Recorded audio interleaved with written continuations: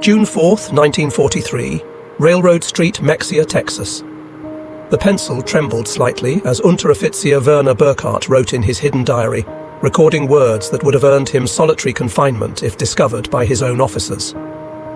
The Americans must be lying to us. No nation could possess such abundance while fighting a war on two fronts. Through the train window, he had just witnessed something that contradicted 3 years of Nazi propaganda.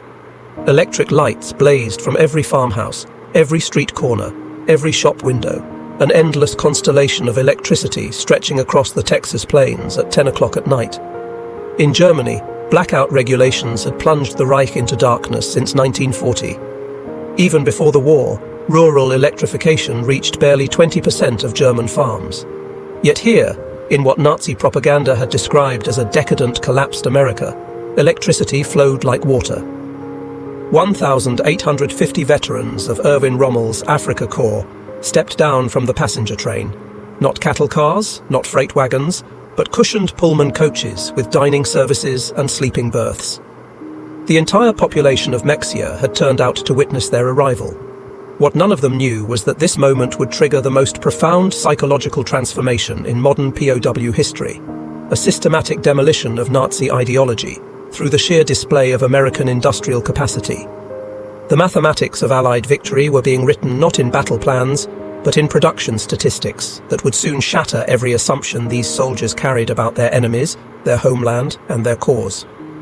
The collapse had begun on May 13, 1943, in Tunisia. General Jürgen von Arnim, Rommel's replacement, surrendered along with approximately 250,000 to 275,000 German and Italian soldiers. The numbers varied as scattered units continued surrendering over several days. The Wehrmacht's most experienced desert fighters, men who had driven the British back to Egypt, who had earned the grudging respect of Montgomery himself, were suddenly prisoners.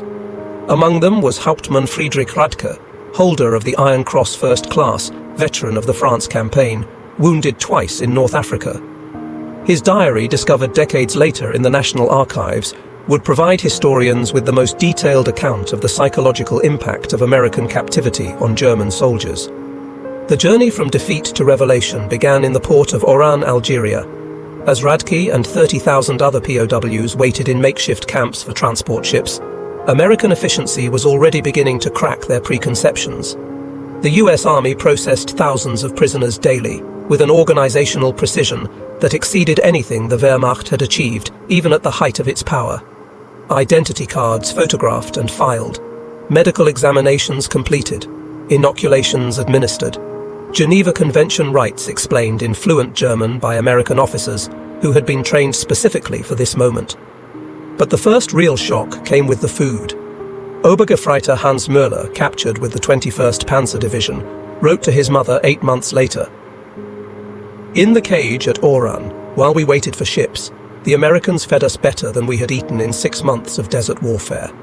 White bread, real coffee, meat twice a day. We thought it was propaganda, that they were trying to impress us. We didn't realize this was their standard military ration." The Liberty ships that would carry them across the Atlantic were themselves monuments to American industrial capacity. The SS Robert E. Peary had been built in 4 days, 15 hours, and 29 minutes at Kaiser Shipyards in Richmond, California. A fact that would have been dismissed as impossible propaganda if the Germans had known it. These vessels, produced at a rate of 3 per day at the peak of production, were returning from delivering supplies to the European theatre. Rather than sail back empty, they carried human cargo, up to 30,000 POWs per month by summer 1943.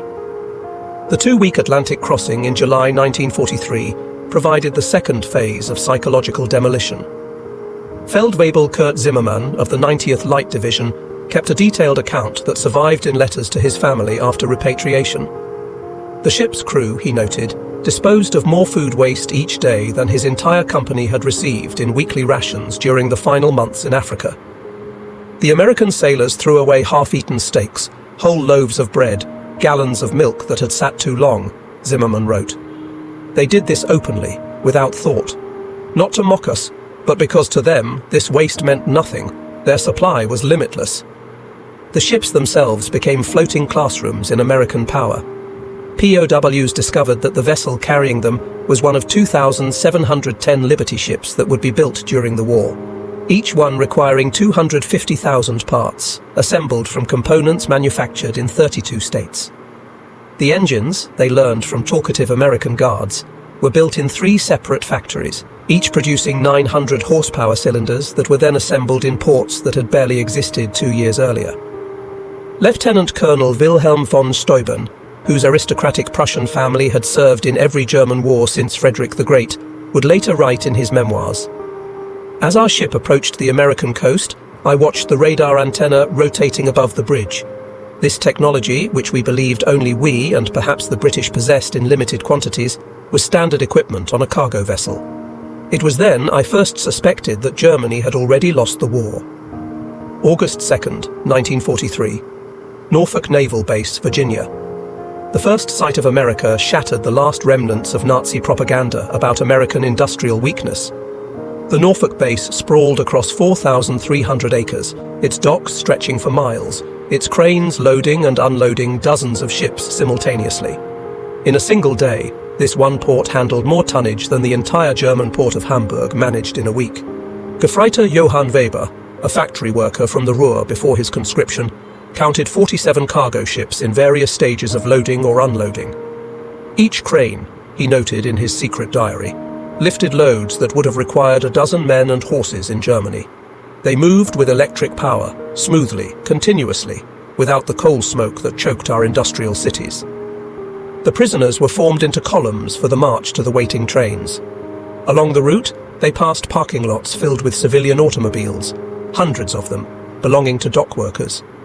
In Germany, private automobile ownership remained a privilege of the wealthy and the party elite. The Volkswagen, promised to the German people since 1934, remained a propaganda dream with fewer than 1,000 ever delivered to civilians.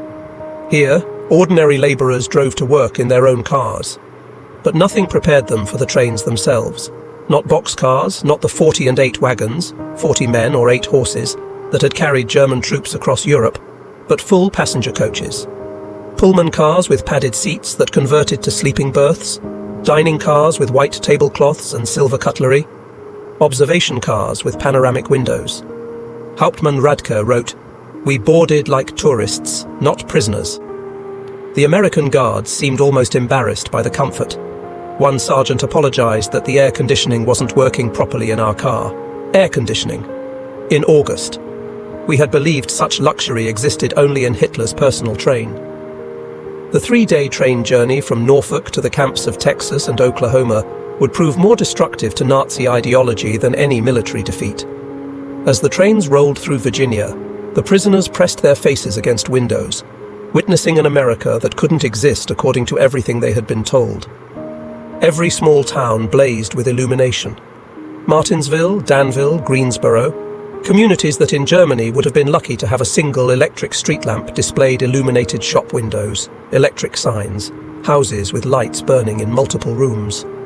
The trains passed factories running night shifts, their windows glowing, parking lots full even at midnight.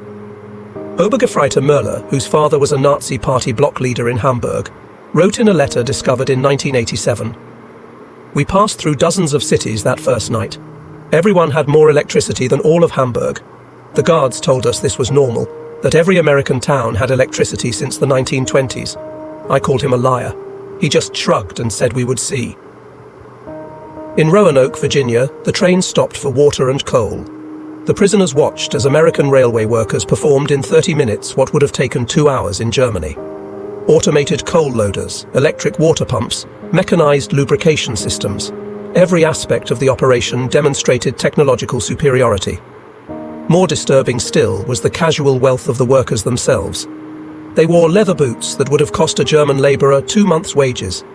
They drank Coca-Cola from glass bottles and threw the empties into bins without thought. They smoked cigarettes continuously, stubbing them out half-finished. Feldwebel Heinrich Müller, an electrical engineer from Siemens before the war, calculated that the single railway yard they stopped in used more electricity in 1 hour than his entire district in Berlin used in a day. "The waste was magnificent," he wrote. "They left lights burning in empty buildings. Electric fans ran in vacant rooms. It was the carelessness of infinite resource. As the trains crossed into Tennessee and Kentucky, the prisoners encountered American industrial power in full display. Through the windows, they watched endless factories, each one larger than anything most had seen in Germany. The Alcoa aluminum plant in Tennessee stretched for 3 miles along the river, its electric furnaces consuming 175,000 kilowatts of power, more than the entire city of Munich. Near Louisville, the train slowed as they passed the Rubber Town complex, where synthetic rubber plants had sprung from empty fields in just 18 months. 4 massive facilities, each employing thousands of workers, producing 800,000 tons of synthetic rubber annually. Germany, despite inventing the process, had never managed more than 120,000 tons in its best year. Oberleutnant Erich Hoffmann, a chemist from IG Farben, understood the implications immediately. In a post-war interview, he recalled, "I knew those plants. I could see the distillation columns, the catalytic crackers. Each facility was more advanced than anything we had built, and there were 4 of them, just in this one location. They told us there were dozens more across the country." The trains passed Ford's Willow Run plant outside Detroit, visible from miles away. This single factory, built in just 9 months, produced a B-24 Liberator bomber every 63 minutes. At peak production, 42,000 workers assembled bombers from 1,550,000 parts manufactured by 1,500 subcontractors. The plant consumed 2.5 million square feet of floor space and used more electricity than the entire German city of Cologne. Hauptmann Werner Kleist, a Luftwaffe pilot shot down over Tunisia, pressed his face against the window as they passed. He counted 17 B-24s in various stages of completion visible from the train. We had been told American planes were inferior, hastily built, would fall apart in combat. But I could see the precision of the assembly lines, the quality of the construction. These were not inferior aircraft. They were simply built faster than we could imagine possible. The deeper the trains penetrated into America, the more complete became the destruction of Nazi mythology. In St. Louis, they crossed the Mississippi River on the Eads Bridge, while below them, barges carried more grain than the entire German harvest of 1942. The prisoners could see grain elevators stretching along both banks, each one holding enough wheat to feed a German city for months. Unteroffizier Karl Schmidt, a farmer's son from Bavaria, wrote in his diary, "The Americans transport food as we transport ammunition, in endless quantities, without concern for loss. I watched them loading a single barge with enough wheat to feed my entire village for 5 years. The crane operator was eating a sandwich with meat thicker than our weekly ration." In Kansas City, the train stopped at a massive stockyard, where tens of thousands of cattle waited for slaughter. The smell of meat-packing plants filled the air for miles. German POWs, who had subsisted on 200 grams of meat per week in Africa when lucky, watched American workers eating beef sandwiches during their lunch break. "They ate meat like we ate bread," wrote Gefreiter Paul Fischer. "No, that's wrong. They ate meat like we wished we could eat bread. The guard bought us hamburgers from a stand near the station. Meat, cheese, vegetables on white bread for 15 cents. He bought 20 of them without thinking, paid with a single dollar bill. This was not special. This was their normal food." The arrival at the camps themselves provided the next level of cognitive demolition. Camp Hearn, Texas, built in just 4 months, housed between 3,000 and 4,800 prisoners in conditions that exceeded what most had known as civilians. Wooden barracks with electric lights, flush toilets, hot showers, and steam heat. Each building constructed with more lumber than entire German villages possessed. The camp hospital astounded the medical personnel among the prisoners. Oberarzt, Lieutenant Colonel Dr. Friedrich Bauer, chief surgeon of the 164th Light Division, found himself in a facility better equipped than most German civilian hospitals.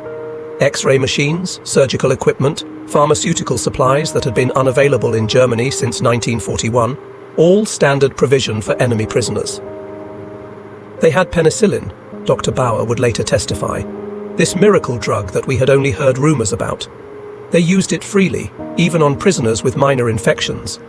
German soldiers were dying for want of basic sulfur drugs, and the Americans were giving us their most advanced medicine without hesitation. The camp kitchen became another classroom in American prosperity. Prisoners assigned to cooking duties discovered walk-in refrigerators, electric mixers, automated dishwashers, and gas ranges that could prepare meals for 5,000 men. The daily ration included fresh milk, eggs, meat, vegetables, and white bread, quantities that German civilians hadn't seen since 1939. Feldwebel Otto Krebs, a former hotel chef from Munich, wrote, "Today we threw away more food than my family has seen in 3 years. Not spoiled food, simply excess. The American regulations require we prepare 10% more than needed to ensure every prisoner receives full rations. The surplus is discarded. I wept as I threw perfectly good bread into the garbage." By September 1943, the labor shortage in American agriculture led to the employment of POWs in fields and factories across the country. This decision, driven by necessity, would prove more destructive to Nazi ideology than any propaganda program could have achieved. Groups of prisoners were trucked daily to work sites, traveling through the American heartland without blindfolds or restricted routes.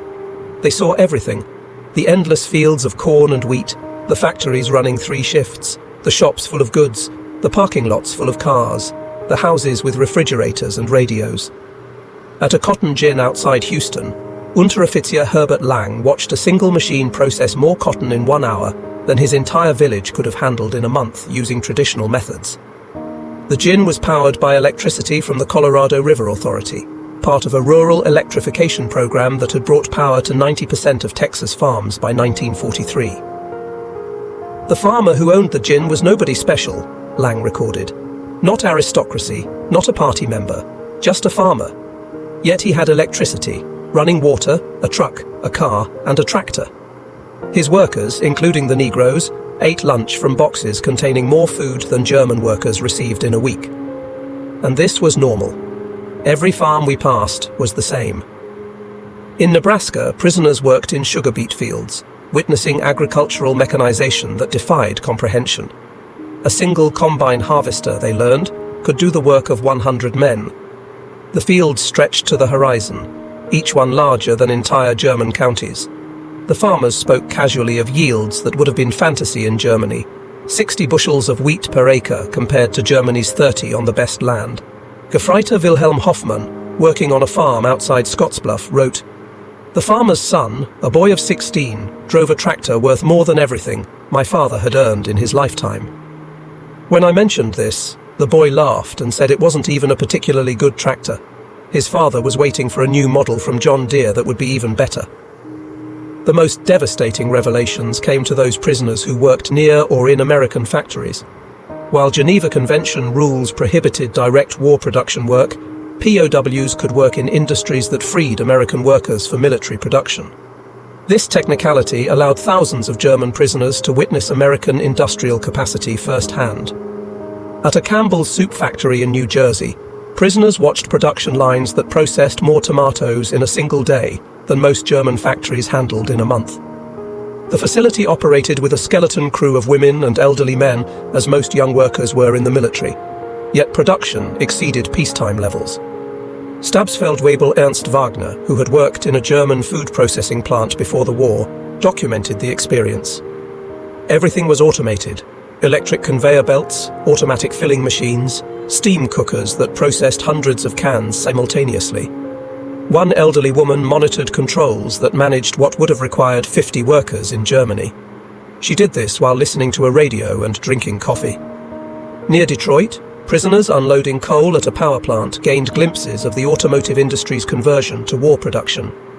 The River Rouge complex, visible across the water, employed 100,000 workers producing jeeps, aircraft engines, and tanks. The plant consumed 1.5 million kilowatts of electricity daily, more than the entire city of Hamburg. "We could see the parking lots," wrote Obergefreiter Franz Kellner. "Thousands of cars belonging to workers. Workers. In Germany, even our officers rarely owned cars. Here, factory workers drove to work. The guard told us many workers owned 2 cars, one for work, one for family use. We thought he was mocking us." By winter 1943, the cumulative impact of these observations was producing what American intelligence officers called ideological collapse syndrome among the prisoners. The Special Projects Division, the secret re-education program run by the Provost Marshal General's office, documented increasing numbers of prisoners requesting access to American newspapers, books, and educational materials. Major Paul Neuland, a member of the monitoring team, reported in December 1943. The prisoners no longer argue when shown production statistics. They have seen too much. The most fanatical Nazis have become quiet. They still maintain loyalty to Germany, but no longer speak of victory. Many openly question what they were told about America. The camp newspapers, produced by prisoners themselves, began reflecting this transformation. Der Ruf, The Call, published at Fort Kearny, Rhode Island, gradually shifted from defiant nationalism to discussions of democracy, economic systems, and post-war reconstruction. The editors, carefully selected anti-Nazi prisoners, found their audience increasingly receptive. Lieutenant Hermann Goetz, captured with the 10th Panzer Division, wrote in a letter that passed American censors, "We were told America was a mongrel nation, weak, divided, controlled by Jews, incapable of military prowess. Every day I am here, I see the opposite. This is the most organized, unified, and powerful nation on earth. We were told fairy tales by criminals." The most devastating blow to Nazi ideology came from an unexpected source: the treatment of Italian prisoners after Italy's surrender in September 1943. Italian POWs who agreed to cooperate were formed into Italian service units, given better quarters, increased pay, and more freedom. German prisoners watched their former allies working alongside Americans, eating in American restaurants, some even dating American women. Hauptmann Friedrich Schulz wrote, "The Italians betrayed us, yet they are treated better than we treated them as allies. They work freely, earn money, send packages home. The Americans show them no hatred. This democracy we were taught to despise appears more honorable than our own system." Christmas 1943 provided the most profound psychological impact. American organizations, churches, and civic groups sent 500,000 Christmas packages to German POWs, enemies who had been trying to kill American soldiers months earlier. Each package contained cigarettes, candy, toiletries, and games. Local communities invited prisoners to Christmas dinners, though regulations prevented most from accepting. At Camp Hearn, Texas, the local Methodist church choir performed Christmas carols in German for the prisoners. Women from Hearn sent in homemade cookies and cakes. The Boy Scouts delivered handmade Christmas cards. This kindness toward enemies shattered the final remnants of Nazi racial theory. Oberleutnant Walter Müller, whose brother had died in the bombing of Hamburg, wrote, "They know we are their enemies. Many have sons and husbands fighting against our armies. Yet they show us Christian charity, not propaganda, but genuine kindness. What kind of people treat enemies this way? Only those absolutely certain of victory and secure in their power." The Christmas feast itself defied comprehension. Turkey, ham, mashed potatoes, gravy, vegetables, pies, ice cream, quantities of food that Germany hadn't seen since before the First World War.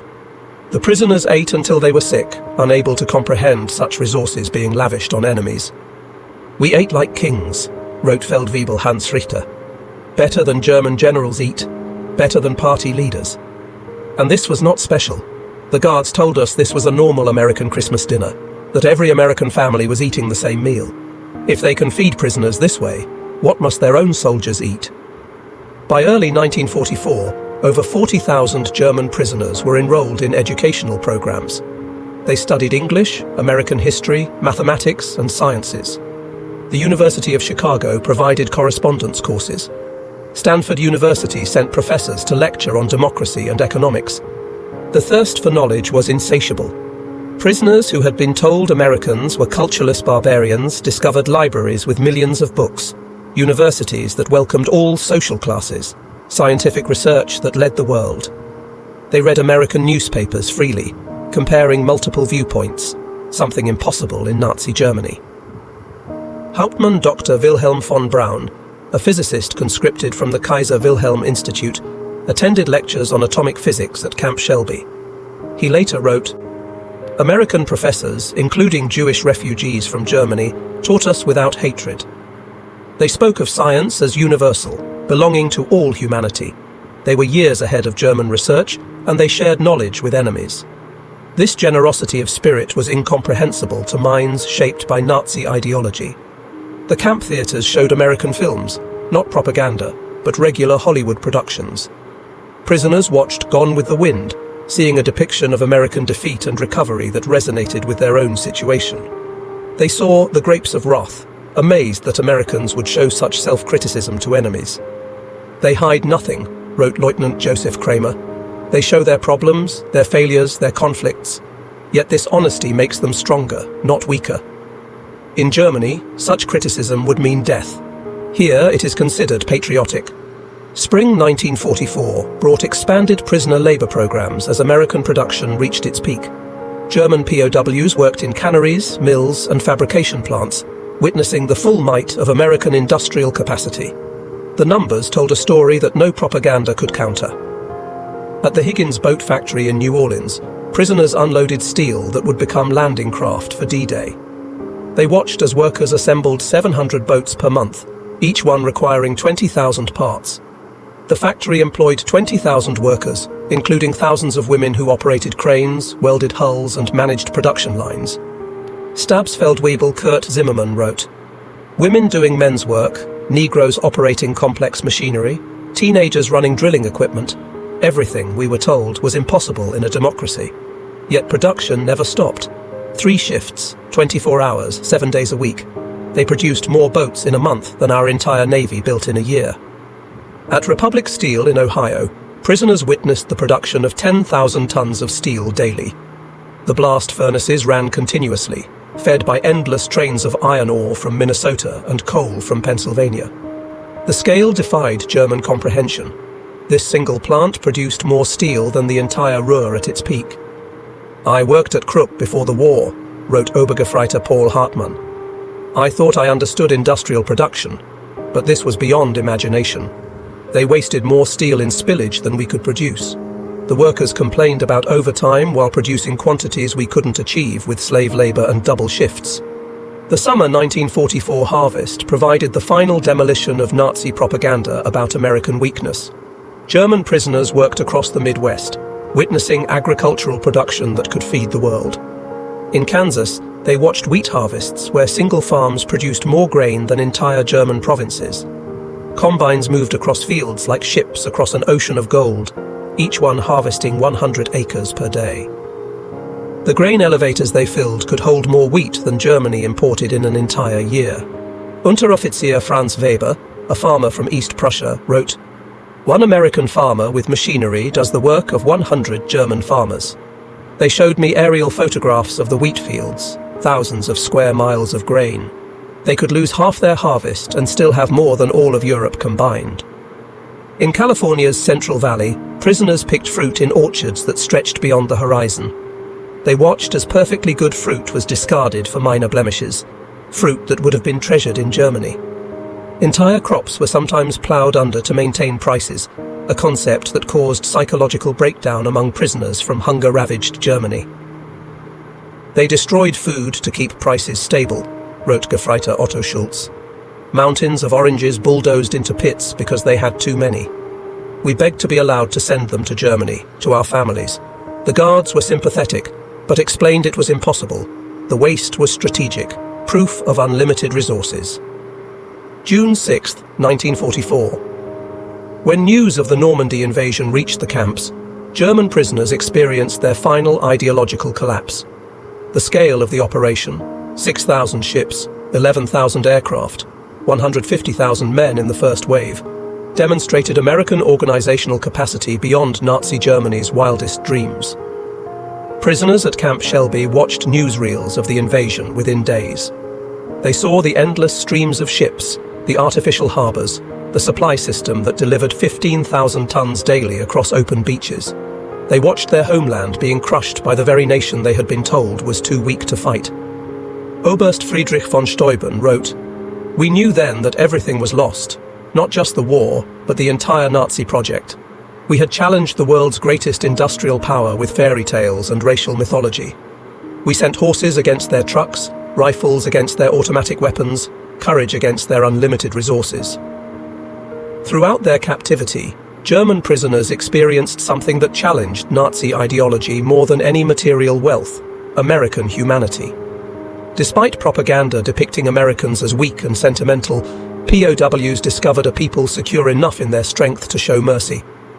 When Gefreiter Hans Müller's son died in the Hamburg bombing, the American camp commander personally delivered the Red Cross message and offered condolences. When Lieutenant Paul Fischer's wife wrote that she was struggling to feed their children, American church groups sent food packages to her in Germany, enemy civilians in a nation America was actively bombing.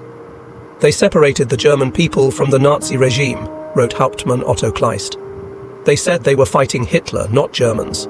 This distinction, which seemed like propaganda, proved genuine. They prepared us to rebuild Germany after the war, not to destroy it. The medical treatment particularly affected prisoners. German doctors worked alongside American medical staff, learning new techniques, using advanced equipment. Prisoners received operations that would have been available only to the elite in Germany. Mental health treatment, virtually unknown in the Wehrmacht, was provided to traumatized soldiers. Dr. Friedrich Bauer wrote, "They treated attempted suicides with counseling, not punishment. Prisoners with mental breakdowns received therapy, not beatings. This humanity toward enemies revealed a strength we never understood, the confidence of true power." By March 1945, the secret re-education program had produced remarkable results. Over 25,000 prisoners had volunteered for democracy courses. The camp newspapers published articles about constitutional government, free markets, and civil rights. Discussion groups debated Germany's future after the war. The program's success exceeded all expectations. Prisoners who had arrived as fanatical Nazis were writing essays about democratic reconstruction. Officers who had sworn oaths to Hitler were planning how to implement American agricultural methods in post-war Germany. "We became missionaries for democracy," admitted Oberst Hermann Göring, no relation to the Reichsmarschall, in a 1975 interview. "Not through coercion or propaganda, but through observation. We saw it work. We saw ordinary people living better than German aristocracy. We wanted that for Germany." The transformation was so complete that American authorities worried about prisoners being too enthusiastic about American ways. Some requested to stay in America after the war. Others married American women they met through prison correspondence programs. Thousands would eventually emigrate to America in the 1950s. April 1945 brought the final revelation. As American forces liberated concentration camps in Germany, the footage was shown to German POWs. Many refused to believe it initially, claiming it was propaganda. But the evidence was overwhelming. Testimony from American soldiers, photographs, newsreels, and eventually letters from Germany confirming the horror. The psychological impact was devastating. Men who had maintained some pride in German honor despite military defeat now faced the complete moral collapse of their nation. Everything they had fought for was not just defeated, but evil. Hauptmann Walter Schmidt wrote the most eloquent summary. "We thought we were warriors for a great cause. We discovered we were tools of criminals. We believed we were bringing civilization to inferior peoples. We found that we were the barbarians. The Americans we called weak and decadent showed us what civilization actually meant." As the war ended in May 1945, German POWs faced repatriation with mixed emotions. They had witnessed an America that contradicted everything they had believed. They had eaten better as prisoners than as soldiers. They had been treated with more dignity by enemies than by their own government. The last months of captivity were spent preparing for return to a destroyed Germany. American authorities provided vocational training, agricultural education, and political instruction. Prisoners learned about the Marshall Plan before it was announced, understanding that America would rebuild rather than punish Germany. "They prepared us to rebuild our country," wrote Oberst Friedrich von Steuben. "They gave us skills, knowledge, hope. They transformed defeated soldiers into future citizens." This generosity from victors was incomprehensible to minds shaped by Nazi vindictiveness. Between 1945 and 1946, 371,683 German POWs were repatriated from American camps. They returned to a Germany divided, destroyed, and destitute. But they brought with them something precious: knowledge of how a democratic industrial society functioned. The German POWs who experienced American prosperity became unwitting agents of transformation in post-war Germany. They had seen industrial efficiency, agricultural productivity, and democratic prosperity. They knew reconstruction was possible because they had witnessed a society that had achieved it. Many former POWs rose to prominence in West Germany's reconstruction. Hans Kroll, prisoner at Camp Shelby, became West German ambassador to the United States. Walter Hallstein, who taught classes at Camp Como, became president of the European Commission. Rüdiger von Wechmar, held at Camp Herne, served as German permanent representative to the United Nations. Eduard Ackermann, prisoner at Fort Robinson, became a leader in German agricultural reform. They brought American methods to German industry, American efficiency to German agriculture, and American democratic ideals to German politics. The economic miracle of the 1950s was built partly on knowledge gained in American prison camps. We learned that prosperity came from freedom, not conquest, Hans Kroll wrote in his memoirs. We saw that democracy created wealth, that diversity brought strength, that treating workers well increased production. These lessons, learned as prisoners, shaped the new Germany. Historians have called the German POW experience in America one of the most successful re-education programs in history. Without coercion, without propaganda in the traditional sense, American industrial might and